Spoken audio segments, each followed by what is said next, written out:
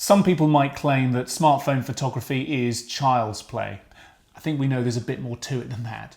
But what I'm going to do today is take some child's toys and play with them photographically to try and make them look as lifelike as possible with the help of some food and my smartphone.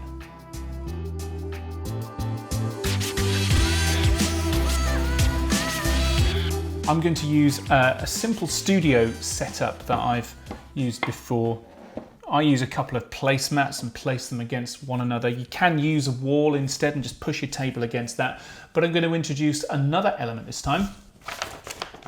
Put some sheets of paper, just lie them against your setup, but have them curving upwards. This creates what you might call an infinity curve and can create a big sense of space. Important when taking pictures of small things, and then just to hold it in place, but also, because I think it's going to have a fun effect, this sheet of glass that I've just stolen from a picture frame. Right, that's the setup. I've got my little light as well, which will come in handy. I'm going to use this toy reindeer, and here's the fun thing. Reindeers like carrots. I think we know this. What I've done is I've sliced a carrot down the middle to create this cross section. It looks a bit like a log that a reindeer in a forest, or wherever its native environment is, might stand upon. So let's give this little reindeer something to do and somewhere to be. And there we are. What I'm doing is creating a context for this reindeer. Obviously the reindeer is going to be as life-size as I can make it in the camera, and I'm giving him this log to stand on, but you and I both actually know that this log is a carrot. So we're playing with that sense of scale, that sense of reality. Let's have a look what we get out the camera. So what I'm suggesting at the moment, if you can't get too close up because of focusing, then just give a little bit of digital zoom. For social media, I think it's fine, but experiment with your phone to make sure you're happy with doing that. But it really does help. With toys as well as with live subjects, try and find their eye level. We need to get down quite low to get to the eye level of this reindeer, but it gives them status, and the eyes are the windows to the soul. And you know, whether it's a toy or a human or a reindeer, we're trying to find a way to tell this character's story, and the eyes are a great way to do that. So, good thing is, it's a lot easier working with toy reindeers than real ones. So we can just position our model like so. Oh, sorry about that. Position our model like so. Just find their eye line, and that's quite nice. I like that. Let us snap away. And again, just experiment with different places for the light. I want to try and get all of the carrot in as best as I can.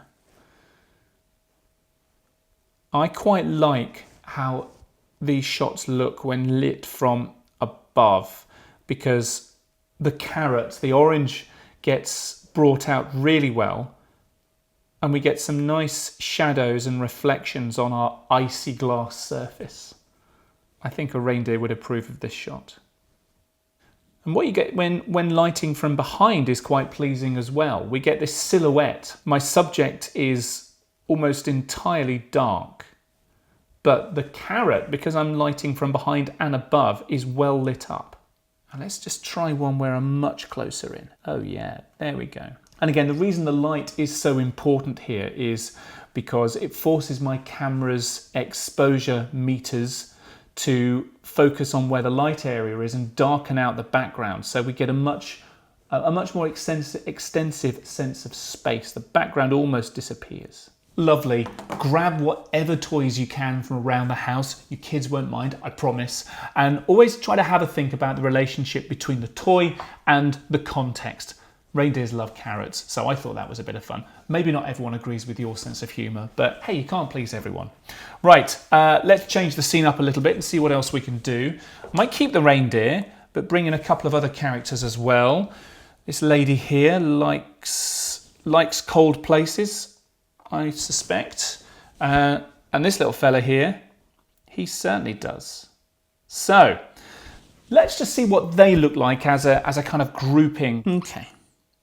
Something you may find when shooting close up is that you need to position them slightly closer together than you might think you need to, because when you're shooting close, the sense of space between them almost gets exaggerated. So you might just need to bunch them up more than you think straight away. But without any extra light, that's quite a clean portrait. Let's move them a little bit closer. You see what I mean about how, even though there's not very much distance in reality on the camera,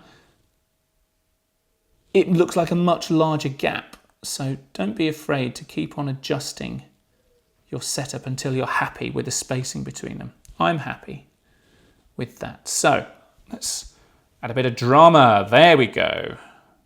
You see, the light adds some story of its own as well. It's almost like I'm playing with the time of day here.